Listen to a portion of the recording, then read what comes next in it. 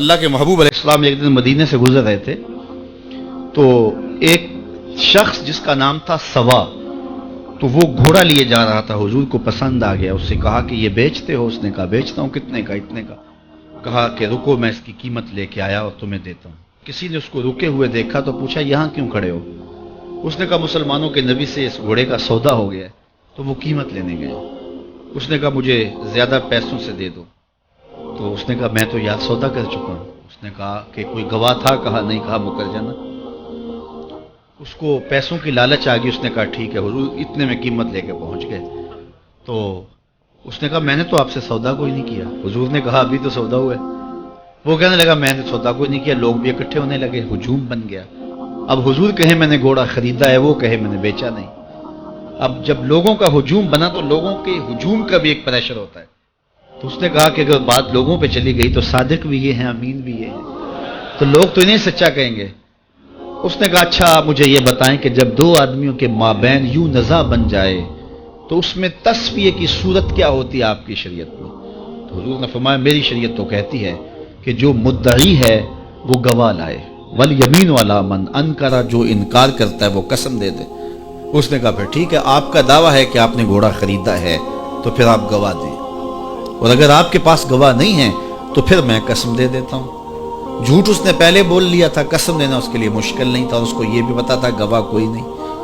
تو اس نے کہا جناب آپ گواہ پیش کر دیں تو میں گھوڑا دے دیتا ہوں جس قیمت پہ آپ بتا رہے ہیں، اور اگر آپ کے پاس گواہ نہیں ہے تو پھر میں قسم دے دیتا ہوں۔ اب بھری بزم تھی، لوگوں کا ہجوم تھا، اور اس نے ایک ایسی بات کی۔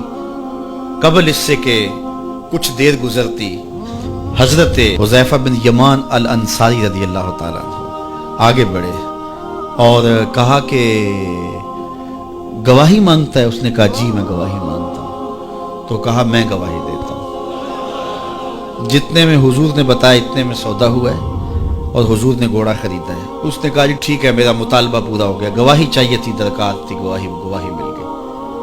تو اس نے گھوڑا دے دیا اور قیمت اس نے لے لی۔ قیمت اس نے اپنی مرضی کی گھوڑے کے مطابق ہی لی تھی، وہ تو زیادہ پیسوں کے لالچ میں مکرا تھا۔ تو خیر اس کو راستہ نکلنے کا مل گیا، لوگ ہٹنے لگے تو حضور نے حضرت حذیفہ رضی اللہ تعالیٰ عنہ کو اشارے سے قریب کیا اور کہا کہ تم نے گواہی دی، تم تو موقع پہ موجود ہی نہیں تھے، تو تم نے گواہی کیسے دی؟ تو حضرت حذیفہ رضی اللہ تعالیٰ عنہ نے کہا حضور گھوڑا کیا ہے، آپ کے کہنے پہ تو ہم نے رب کی گواہی دے دی، ہم نے رب کو دیکھا تھا، آپ نے کہا نہ ہے تو ہم نے مان لیا، تو یہ گھوڑا کیا ہوتا ہے؟ تو حضور نے حضرت حذیفہ کا ہاتھ پکڑ کے فضا میں بلند کیا اور لوگوں کو کہا جانے والوں رک جاؤ۔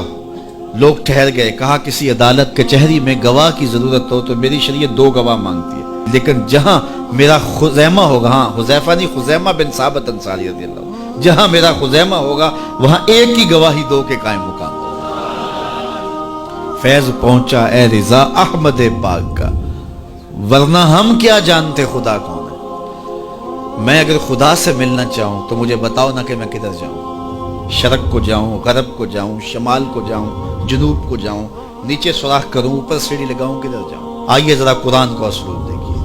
وَإِذَا سَأَلَكَ عِبَادِي أَنِّي فَإِنِّي قَرِيبٌ، حبیب میرے بندے تیرے پاس آ کے میرا پوچھتے ہیں، بندے میرے ہیں، مجھے ڈھونڈتے ڈھونڈتے تیرے پاس آ گئے اور تیرے پاس آ کے پھر میرا پوچھنے لگے۔ فَإِنِّي قَرِيبٌ، ان آنے والوں کو بتلا دیجئے کہ میں دور نہیں ہوں، نیڑے ہوں۔